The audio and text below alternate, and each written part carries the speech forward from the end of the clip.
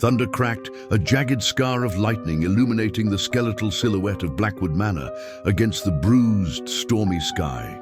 This was their prize, the desolate Gothic mansion rumored to hold the legendary Blackwood safe. Under the relentless assault of the storm, two figures moved through the shadows.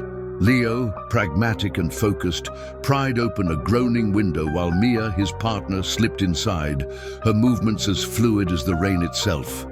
They were thieves, the best in their business, but the oppressive silence of the house, a silence that seemed to drink the sound of the storm, was the first sign that this was no ordinary job. The air was thick and cold, carrying the scent of decay and something else, something ancient and watchful. Inside, their flashlight beams cut through the gloom, revealing a world frozen in time.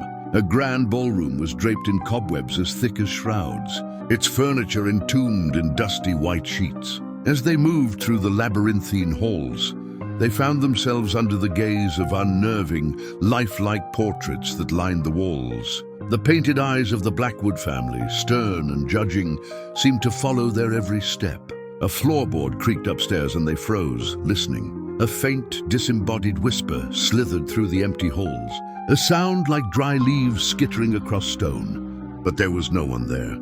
The safe, the very reason for their trespass, was nowhere to be found, and a creeping sense of dread began to replace their initial confidence.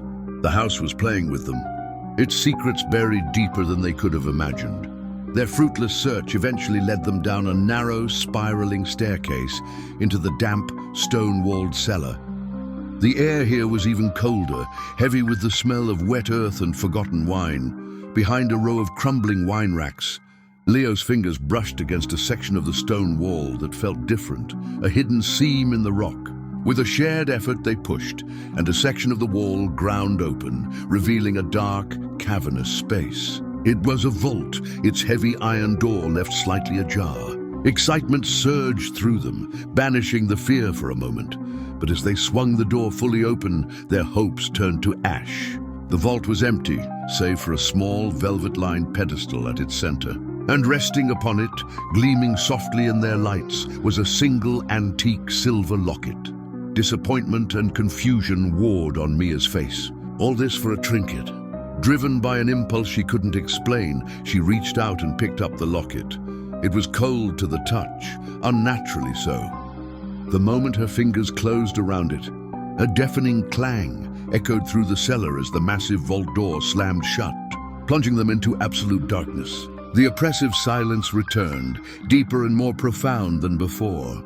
Then a new sound emerged, faint at first. A delicate, chilling melody began to play from the locket in Mia's hand. A music box tune that was both beautiful and utterly terrifying. It grew louder and louder, filling the confined space, clawing at their sanity. Panic set in as the locket's tune reached a fever pitch. The stone walls around them began to shimmer and distort. Spectral figures, translucent and ethereal, started to emerge from the very fabric of the mansion, their forms solidifying in the gloom. They were the ghostly former owners from the portraits upstairs, their faces twisted in silent, eternal agony. Leo and Mia screamed, but their cries were swallowed by the haunting melody.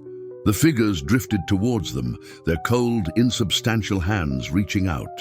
From outside, the storm continued to rage around Blackwood Manor. Inside, in the grand hall, the collection of family portraits had changed.